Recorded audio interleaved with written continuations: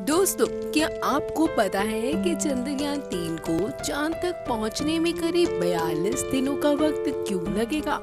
आखिर इसरो चंद्रमा पर पहुंचने के लिए इतना लंबा रास्ता क्यों अपना रहा है?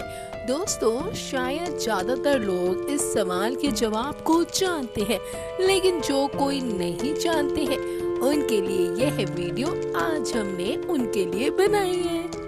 चंद्रयान 3 को मून तक पहुंचने में 40 से 42 दिन का वक्त लगेगा। ऐसे में सवाल जरूर उठता है कि एक तरफ जहां अमेरिकन स्पेस एजेंसी नासा के मून मिशन को चांद तक पहुंचने में महज 4 दिन का वक्त लगा, चाइना मून मिशन को भी चांद तक पहुंचने में 4 दिन का ही समय लगा और यूएसएसआर यानी सोवियत रशिया के लूना 1 मिशन को चांद तक पहुंचने में महज 36 घंटे का ही वक्त लगा।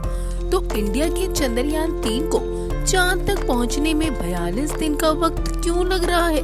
तो चलिए इस सवाल का जवाब हम आपको बताते हैं। वीडियो को पूरा अंत तक जरूर देखना। भारत ने चंद्रयान 3 को 14 जुलाई 2023 को श्रीहरिकोटा से लॉन्च कर दिया और वो चांद पर 23 अगस्त साल 2023 को इवनिंग के टाइम पहुंचेगा। वह अपने रास्ते पर सही क्रम में आगे बढ़ रहा है और उसकी स्थिति भी सामान्य है। हमें चंद्रयान 3 से सफलता की बड़ी उम्मीद है, लेकिन भारत ने चांद पर पहुंचने का जो तरीका चुना है उसके कारण बहुत अधिक समय लग रहा है, क्योंकि पृथ्वी से निकलने के बाद चंद्रयान 3 चांद पर सीधा नहीं जा रहा। भारतीय वैज्ञानिकों ने बताया है कि फिलहाल हमारे पास शक्तिशाली रॉकेट्स की कमी है। हालांकि चंद्रयान 3 को भारत के सबसे शक्तिशाली रॉकेट LBM-3 से लॉन्च किया गया था, लेकिन यह रॉकेट भी इतना मजबूत नहीं है कि मिशन को चंद्रमा के सीधे रास्ते पर ले जा सके। इसलिए यात्रा के लिए दूसरा रास्ता चुना गया है, जिसकी वजह से हम लिमिटेड संसाधनों के साथ चांद पर पहुंचेंगे। खर्च भी कम आएगा, इसलिए अधिक समय भी लगेगा। साफ शब्दों में कहें तो चंद्रयान 3 को चांद पर पहुंचने के लिए चंद्रयान 2 और मंगलयान की तरह गुलेल तकनीक का उपयोग किया गया है।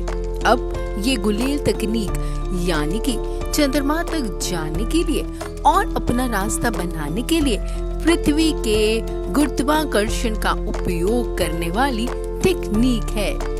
जी हाँ दोस्तों, यहाँ पर चंद्रयान को फोर्स कोई और नहीं बल्कि खुद अर्थ की ग्रेविटी दे रही है। दोस्तों, जब 14 जुलाई को चंद्रयान 3 लॉन्च हुआ तो सबसे पहले दोनों बूस्टर रॉकेट स्टार्ट हुए और रॉकेट लॉन्च के करीब 108 सेकंड के बाद करीब 45 किलोमीटर की ऊंचाई पर इसका लिक्विड इंजन स्टार्ट हुआ और रॉकेट की रफ्तार 6445 किलोमीटर पर आवर होगी।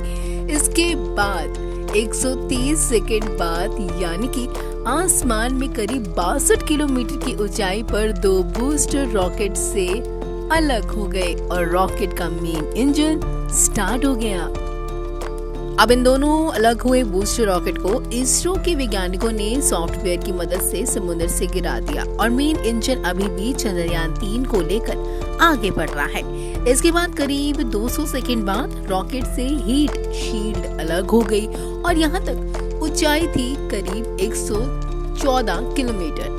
इसके बाद रॉकेट और आगे बढ़ा और करीब 307 सेकंड पर रॉकेट से लिक्विड इंजन अलग हो गया और इसके बाद रॉकेट में क्रियोजेनिक इंजन स्टार्ट हुआ। इसके बाद रॉकेट में क्रियोजेनिक इंजन स्टार्ट हो गया और चंद्रयान 3 को लेकर पृथ्वी की कक्षा में पहुंच गया। यहाँ पर रॉकेट की रफ्तार 36,000 किलोमीटर प्रति घंटे हो गई थी और कुछ दूर जाकर क्रियोजेनिक इंजन भी बंद हो गया और चंद्रयान 3 से अलग हो गया और अब करीब लॉन्चिंग के 16 मिनट बाद चंद्रयान 3 पृथ्वी की कक्षा में स्थापित हो गया। दोस्तों, यहाँ तक चंद्रयान 3 का जो कोई भी लाया वो रॉकेट था और उसके इंजन थे। अब यहाँ पर चंद्रयान 3 अलग हो चुका है और आगे का रास्ता उसे खुद को लेकर तय करना है। वो भी अकेले, क्योंकि यहाँ से आगे रॉकेट का कोई फोर्स नहीं लगने वाला है।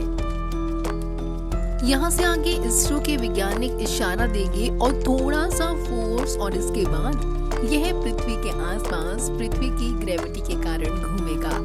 इस तरह से चंद्रयान 3 पृथ्वी के बहुत सारे चक्कर लगाएगा और यह हर चक्कर पहले से बड़ा होगा और पहले से ज्यादा फोर्स वाला, और सभी चक्कर ना अंडाकार होंगे। अब आप अगर ये सोच रहे हो कि ये चक्कर अंडाकार क्यों होंगे, गोल क्यों नहीं होंगे, तो दोस्तों अंतरिक्ष में अगर चंद्रयान 3 को गोल चक्कर लगवाते और पृथ्वी उसके सेंटर में होती तो वो हमेशा पृथ्वी के आसपास ही घूमता रहता। इसलिए अंतरिक्ष में किसी चीज को दूर भेजने या नजदीक लाने के लिए अंडाकार चक्कर लगवाने पड़ते हैं और उसको ग्रेविटी देने वाली चीज कभी भी उसके सेंटर में नहीं होती।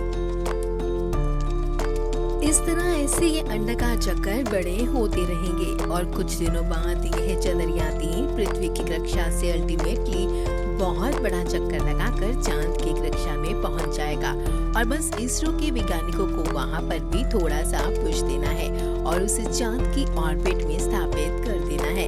अब चांद की कक्षा में प्रवेश करने के बाद फिर से वही पृथ्वी वाली प्रक्रिया अपनाई जाएगी, यानी कि चांद की कक्षा में चंद्रयान 3 को घुमाया जाएगा और यहाँ पर चांद की ग्रेविटी काम करेगी।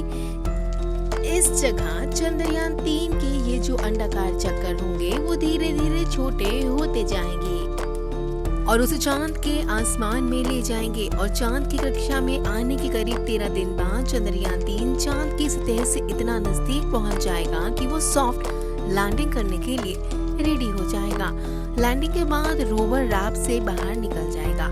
इसके बाद 14 दिन तक एक्सपेरिमेंट करेगा।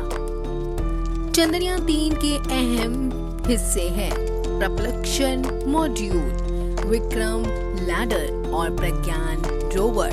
प्रपल्शन मॉड्यूल यान को उतारने वाला हिस्सा है, लैंडर मॉड्यूल यान उतारने वाला हिस्सा है और रोवर जो वहां पर उतरकर चांद की सतह पर घूमेगा और जानकारियां जुटाएगा। रोवर के द्वारा ली गई सभी जानकारियों का डाटा वह ऑर्बिटर को भेजेगा और ऑर्बिटर सभी जानकारियां पृथ्वी तक भेजेगा।